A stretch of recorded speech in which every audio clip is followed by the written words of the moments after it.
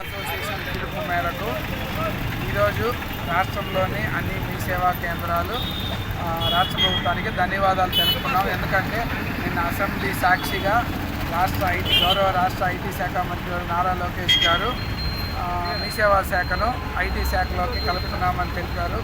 దీనికి గాను రాష్ట్రంలోని 10,000 మీ సేవా కేంద్రాలు అలాగే పరోక్షంగా 30,000 కుటుంబాలు వారికి ధన్యవాదాలు తెలుపుతున్నాము.